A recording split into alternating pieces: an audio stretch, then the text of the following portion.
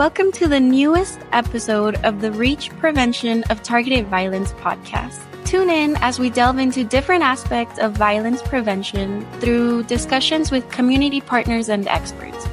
I'm Angela Dorado, your host, and a member of the Reach project team. I'm thrilled to have you with us. The topic we want to explore today is working with students with emotional and behavioral disabilities. Supporting students with emotional and behavioral disabilities is critical for creating a classroom environment where all learners feel safe, understood, and valued.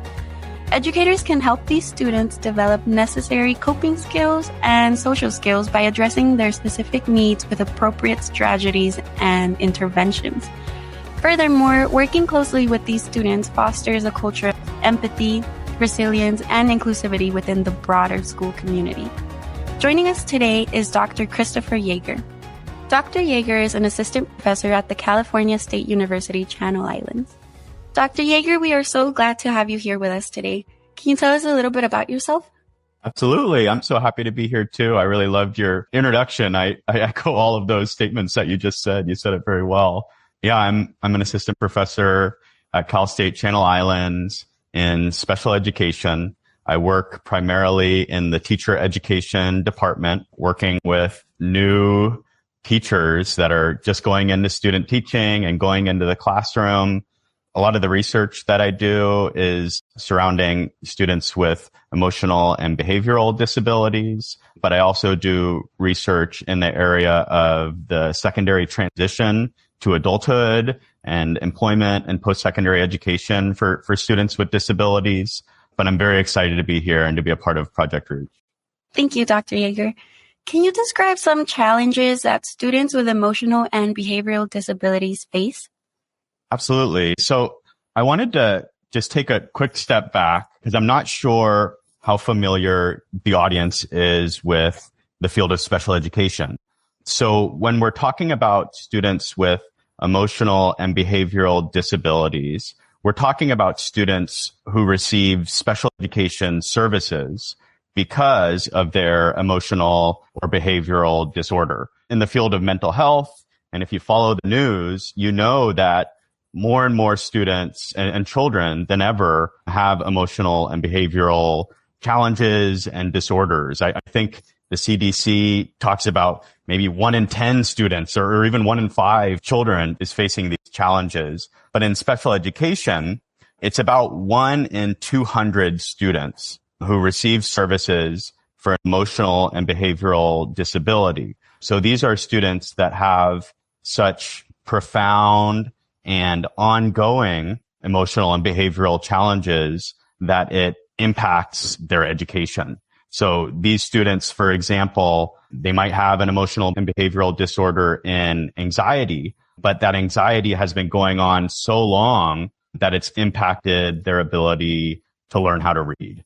Or they have such profound depression that's been going on so long that it's impacted their ability to learn basic math over the years in schools. So that's the population that I research and that I help prepare educators to work with, these students that are facing the most, significant ongoing emotional and behavioral challenges. Students are facing a lot of challenges. We know that students are facing more and more challenges today than they have in the past. But to me, from the way that I look at it, the biggest challenge that students with emotional and behavioral disabilities face is the shortage of highly trained, well-supported, and experienced teachers and school-based mental health professionals. We know that students are facing tons and tons of challenges. And as a society, we need to do a better job of supporting schools and supporting teachers so that they can support these students going through these challenges. In my experience, I worked in a high school before I got my PhD, and we had massive turnover rates. Students with EBDs had a new teacher. There was a new teacher every year. Oftentimes there were long-term substitute teachers working in these classrooms, teachers on emergency credentials, school counselors who are responsible for overseeing 1,000 students, school counselors and special education counselors who were responsible for overseeing a dozen schools. So there's just not enough highly trained, highly experienced, and well-supported educators to support these students. And these students are the ones who need that the most. They need consistency of adults in the classroom. They need to feel that security in the classroom and that belongingness. And they need those supports that only someone who's highly trained in behavioral support and social emotional support can provide. So to me, that's the biggest challenge is we need more and better trained and better supported educators to serve these students. From your perspective, what are some of the biggest challenges school personnel face in the classroom when working with students with emotional and behavioral disabilities? So there's actually research that looks at why are there these shortages of these professionals working with students with EBD. And what teachers report is that it's not the kids. These teachers are going into this profession because of the kids. They know the challenges that students are experiencing. They know the difficult circumstances of the environment.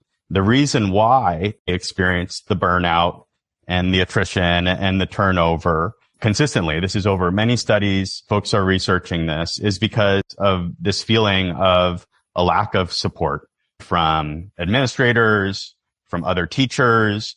Oftentimes, these teachers who are working in these special education settings are on an island. They're left out of sight, out of mind. Oftentimes, educators, they're feeling the stress too. They're feeling, the lack of support as well. And they want these children, these students that are struggling to be out of their classroom, to be in this other place where they can get support. And it's great that they're getting this support. But these teachers who are working with students with EBD are oftentimes on their own and isolated. The administrators oftentimes aren't super familiar with the special education system. They're not super well versed in mental health and the needs that students with significant emotional and behavior disabilities have. And so there's this sense of isolation among these educators, and that contributes to their sense of burnout. They're being asked to do all of the paperwork, all of the meetings, teach all the different classes, teach the social skills, teach the social emotional skills, but on an island by themselves rather than with the other teachers, with the collaboration from the rest of the school. Thank you for the information. How do you identify and manage triggers that may lead to behavioral issues in students with emotional and behavioral disabilities? I think the number one thing in terms of identifying and managing those triggers that may lead to behavioral issues for students with EBD, you have to get to know the students. You have to know them. You've got to talk to them. You have to talk to their family, their past teachers, their counselors. You need to review their files. You need to learn as much as you can about this child so that you can support them as an individual, as a human being, and not just a case and not just a set of data. So you need to treat this child and treat the whole child and work with the whole child and the family. And this can be hard, right? If there's, a carousel of teachers, it's hard to get to know students. And then oftentimes this population of students has difficulty with attendance. They've had a rough go in school and oftentimes don't feel wanted at school. And so oftentimes don't show up. So it's hard to get to know a student if they don't come every day and they're not in your class every day. Similarly, this population of students, unfortunately, oftentimes transitions between different schools. Families might be moving around for different reasons, or the child might have a bad experience at one school and be transferred to another school or expelled or switched over, whatever the case may be. They might spend some time in the juvenile justice system. There's so much mobility and movement, and that makes getting to know students really hard. You might have a student come in for a few weeks, go somewhere else, and then come back. And that consistency makes it hard to get to know the students. But once you get to know the child, you can really support them and address their behavior. In special education, the tool that we use is called a functional behavior assessment.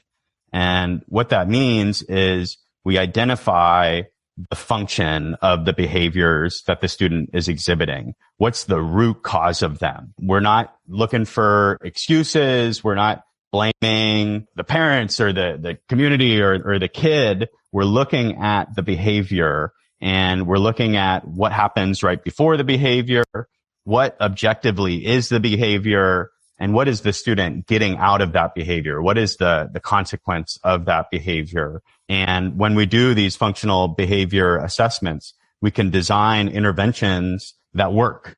We're not just looking at the surface level of what's causing these behavioral challenges. We're digging deeper. We're finding the root cause of them and putting in strategies that can help.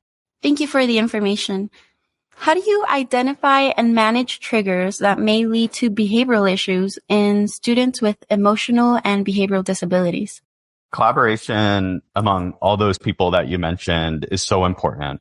No one teacher, no one administrator, no one person can do this role by themselves. There's a lot of moving pieces, and it truly takes a team to support students with emotional and behavioral disabilities. When there's consistency among these individuals, the collaboration is awesome. I experienced a little bit of it as a classroom teacher when you could meet regularly with the counselor, when you can talk to the students' other teachers in the hallway or at lunch. You have those informal conversations and you get to know each other, and you're always working to support the student. When the collaboration is mandatory, when the collaboration is forced, you have to go to a special meeting that meets annually to support the student's, case, that collaboration doesn't really work because it's not organic. You need to have those meetings. They're required, but the best collaboration happens informally through ongoing conversations, ongoing trust in each other. If you can observe those other professionals in action, that's even more impactful. As a classroom teacher, oftentimes you're in your own little bubble teaching your class, and a student in a class is going to behave in one way in your context. But if you go out into the counseling office, or you go out into the space where students are meeting with social workers or different classrooms, you can see how students interact in different places. And so it's so incredible to learn and observe from those other professionals as well. It's also important. You mentioned, a lot of professionals, teachers, counselors, social workers, other staff to support students with EBD. It's also important to collaborate with the student's natural support system. So we have to also collaborate with the student's family, with the student's coach if they play a sport, with their band teacher. If the student has a big extended family that all makes decisions together and works together to support this student, we need to collaborate with them as well. So it's not just about collaborating with the professionals. It's about collaborating with that student's natural support system. So again, that it can be authentic support and well-rounded support from everyone. What are your thoughts on strategies for building trust and rapport? What strategies do you use to build trust and rapport with students who have emotional and behavioral disabilities? A lot of my research is about this very idea. So building that trust, building that rapport with students, because oftentimes students with emotional and behavioral disorders have communication difficulties. They have had instances that have happened that have caused people to lose trust in them. And the students, they yearn for another chance to make amends. They yearn to have that freedom back that maybe was taken away when something happened previously. So what I do is, the first step is you have to listen to students. You have to have a clean slate. You have to really listen to what students want and not interject about, why did you do this one thing in the past? Why did you get kicked out of that last school? Why did this thing happen before? But listening to students and really understanding their perspective and actually trusting them. We can't just build trust. You have to develop that trust authentically. So you can't get students to trust if you don't actually trust them. You have to give them some of those freedoms. You have to give them those chances to earn that trust as well. And so rapport also goes two ways. We have to get students talking about themselves and opening up to us. but they're not going to do that if we don't share a little bit about ourselves and if we're not authentic. And so we don't, as teachers, you can't give everything away, but students, they can tell when you're being inauthentic, when you're not being your true self. And so we need to give students that bit of ourselves if students are going to open up to us. So one strategy that I use that we're developing, me and my research partners, is called the Talk About My Strengths strategy. And so it's a survey that we've developed that's given to the student, a caregiver, parent or guardian, and their educators. And it has them identify the student's strengths. And it develops this strength statement that talks about a bunch of different types of positive attributes that the student has, the connections that they have in the community, the skills that they have, the places that they have access to. And after they develop this statement, each member reads it aloud. And some students have been having parents gush about them or teachers gush about them their whole lives. Oftentimes students with EBD have not ever felt that, where someone has read a positive statement about them and ended it with a period. There's no but at the end of this. It's all positive. And so by reading these statements, it's super impactful. Students, they can brag about themselves and hear what other people think about them in a positive way. But it's not just about the statement. The second half of the intervention is how can we use these strengths in our educational plan moving forward? How can we set up classroom activities that allow the student to shine, to allow them to use the skills that they're good at in order to address what they struggle at? And so when we have this strengths-based view of students, we can start to build trust and rapport with them because we're getting to know them. We're getting to know the positive aspects of them. They start to build a more positive relationship with you. This class isn't going to just be super negative. All these things that I can't do. Is this an awful experience? This class is going to let me be me, and I'm going to do it because I believe in you as a teacher, and I know that you care about me. How about peers? How do you support students with emotional and behavioral disabilities in developing positive relationships with their peers?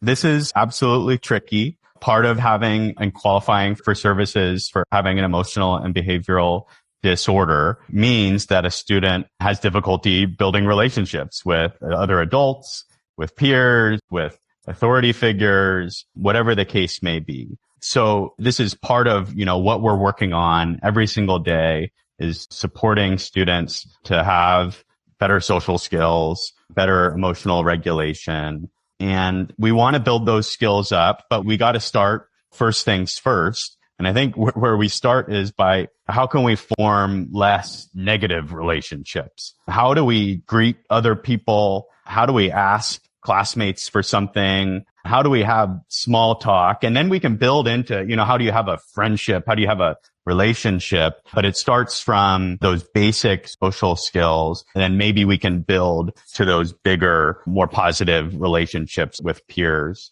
And a lot of these students oftentimes have negative relationships in schools. That's what we see. But oftentimes they have positive relationships outside of school if the conditions are right. So, for example, a student with emotional and behavioral disability might have a bunch of friends on their sports team. When they're playing soccer, when they're in the moment, they're having fun, they're engaged, they're passing the ball, they're communicating. This is where I'm going to go on defense. This is where you're going to go. They have these skills because it's something that's fun for them and they're thinking about the outcome there. And so if we can observe students in these other contexts where they are being successful, where they're interacting, where they're communicating, and we can take that and apply that to a classroom setting or apply that to a more stressful situation, but taking those building blocks and applying it to harder situations is what we try to do. Thank you for your input. How do you foster resilience in students with emotional and behavioral disabilities, helping them to overcome setbacks and challenges? A lot of students with emotional and behavioral disabilities have had a lot of setbacks. and a lot of challenges. And it's so important to acknowledge the experiences that students have had and the resilience that they've had in navigating those experiences and getting to where they're at. Now, maybe they've made some mistakes, or maybe they've done some things that haven't worked out the best, but they're where they're at. And so the first step is acknowledging students' resilience and everything that has gotten them to where they're at today. Oftentimes teachers will dismiss that and just think this kid's a bad kid. They're not doing what they're supposed to be doing. They're a hard kid to work with, but they bring in all these attributes as well. And it's important to acknowledge their funds of knowledge as well. So they bring in so much knowledge into the classroom that oftentimes isn't appreciated in classroom context. So if it's an English class, maybe they don't have a ton of knowledge of literature, but they know a lot about how the world works and how their community works and how their school works that we need to tap into in a classroom setting. So we need to acknowledge their past experiences and their diverse funds of knowledge that they bring into the classroom. And then in order to really foster that resilience, one thing that we do in special education that we focus on is this idea of self-determination and self-advocacy. It's so important as an individual who has a disability to be able to, step one is have that knowledge of yourself. You need to accept yourself and know yourself. You have to know your disability. You have to know these are my strengths. This is what I'm good at. And this is what I'm not so good at. And it's okay that I'm not good at this. This is what I'm working on. And just having that knowledge of self. We need to teach kids how to address this. And we don't want to hide that. Oftentimes there's a stigma around mental health. We don't want to talk about it. And we want to just, my class is math. I'm only going to focus on math, but we need students to learn about themselves if they're going to be able to connect to the content that you're teaching. And then second, if you have a disability, you need to know your rights. You need to know these are the supports that I get, that I qualify for, that these are my rights. These are my accommodations. It's not that I'm getting special treatment, but I have this behavior plan, or I have this extra time, or this note taker, and I am entitled to this. And these are my rights. And being able to express your rights to others who might not be aware is a super important skill. I work with high school students. And so teaching students about their special education accommodations and the services that they get access to is critical, because when they become an adult, they have to ask for those things. They have to disclose their disability to an employer. They have to disclose their disability by themselves to the college. No one's going to be going out and trying to support them from the university. You have to disclose it to them. You have to disclose it to your employer, and then you can get supports and you can have protections because you are a person with a disability who has legal protections. So teaching students those self-advocacy skills, how to communicate, is so important to build that resilience and to help them be successful independently as they transition into adulthood. That leads me to ask, how do you ensure the school environment is inclusive and supportive of students with emotional and behavioral disabilities? Inclusion is so important. I'm glad you asked this question. I'm not sure if any one person can ensure that a space is inclusive and supportive. There's so many barriers. But one thing I think as a system we need to do better at is providing inclusive support from the earliest stages. This means inclusive support for students with emotional and behavioral disabilities in daycares, in preschool. Because what happens is students with difficult behaviors, difficult emotions are getting kicked out of daycares. They're getting expelled from preschools at 1, 2, 3 years old. This is when it starts. This is when the exclusion begins. It begins from early childhood. And so we need to support daycares and preschools with additional service providers, with additional training, so that we can support these students and these programs to keep these students and not exclude them and have them bounce around from daycare to daycare, from preschool to preschool, but be able to keep them in the program and help them be supported so that they can feel that sense of community and they can build those friendships. That early intervention from the youngest years is the most important from a social and emotional standpoint. That's where most of the resources should be going, supporting the youngest children to have that emotional regulation, that support. But oftentimes that's where there's limited supports. There needs to be more support, more funding for early intervention programs and for those early schools to support students with disabilities. In elementary schools and in, the public school system, we need to be teaching social and emotional skills to students with just as much enthusiasm as we're teaching reading and writing and math. These skills are life skills and they are critical to what we need to be doing. And it's not just teaching students social emotional skills, but it's teaching students that everybody expresses themselves in different ways. It's this idea of neurodiversity. People act and behave in different ways. And sometimes you mesh with other people. Sometimes you clash and that's okay. But in a community, we need to learn how to work together and we need to learn how to get along and support our classmates that are in that community, even if they are different than us. So that means reading books about neurodiversity. There's tons of these now. There's tons of really great books about disability and mental health that are for children. So teachers need to be bringing those into the classroom and spending time to talk about it from in elementary school and beyond. But it needs to start early, because what happens when students with emotional and behavioral disabilities are excluded from daycares, they're excluded from preschool, and then in elementary school, they're excluded, and middle school, they're excluded, in high school, they're excluded, and then in adulthood, they're also excluded. So we need to break the chain, and you have to start at the beginning. Building on what we've covered so far, how do you engage and communicate with the families of students with emotional and behavioral disabilities to ensure they are part of the support process? So family engagement and caregiver engagement is first and foremost.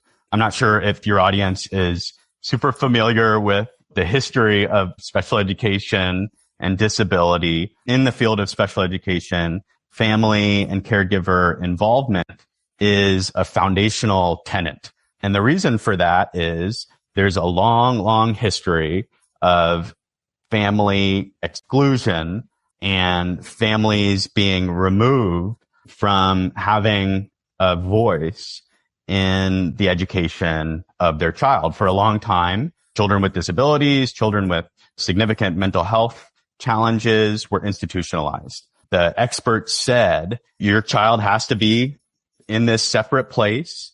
We know what's best for your child. They're going to be in this institution. We're going to serve them. And you as the family are separated. And that happened for hundreds of years until deinstitutionalization in the 70s and when special education came into existence. And so when special education law was created, the number one thing that they started out with was this idea that we cannot remove families from this process. Families are integral. They are equal members on the team with an equal say, just as much as the teacher who has a doctorate. They're just as equal members as the school counselor, as the principal who has a master's degree. They're all equal partners in the decision-making team. And that's a nice sentiment. But what happens is parents are still pushed out of decision-making. Parents are still not invited. Parents are still not involved. Parents are kind of steamrolled into, this is what the school has to offer, so this is what your kid is going to get. One size fits all. And parents, in often many situations, aren't able to push back against that power imbalance that the school has. So what we've got to do is we've got to do what we're supposed to be doing, which is treating parents like equal members, educating them in their rights. The family is the child's first teacher. The family has the most at stake in this child's education and their post-school outcomes. So it's not about us as a school checking our boxes. It's about us really supporting this family and this child so that they can be successful and have access to the services that they need in school and then after school. Before we conclude today's episode, can you share with us how you stay informed about the latest best practices and research in supporting students with emotional and behavioral disabilities? Absolutely. So when I worked at my previous institution at University of Texas at El Paso, I was able to work with colleagues there to develop a master's degree concentration in social emotional learning so that educators in the community could learn more about social emotional curricula and supports for students. And the biggest resource that we drew on when we developed that program was this organization called CASEL. It stands for the Collaborative for Academic, Social, and Emotional Learning. They have a website, casel.org, and they have tons of really practical resources for implementing social emotional learning in schools. They vet evidence-based social emotional learning curricula so that you can make sure that your school is getting the most appropriate tools for your student population. So I highly recommend CASEL, a great organization with really practical educational tools for social emotional learning. There's also an organization called the Division for Behavioral Health. It's out of the Council for Exceptional Children. So it's the organization for teachers working with students with emotional and behavioral disorders. And it's part of the largest special education organization in the US. And they have a journal called Beyond Behavior, and it's a research to practice journal. So it takes complex research, single case design studies and randomized control trial studies, and it really distills them into step-by-step practical strategies for classroom teachers, for school counselors to work with students with emotional and behavioral disabilities. So if you want those hands-on practical strategies, Beyond Behavior is a really good journal that isn't super dense or academic or researchy, but it's really practical. Thank you so much for your time. We really value your insights and knowledge on this critical issue. Thank you so much for having me here.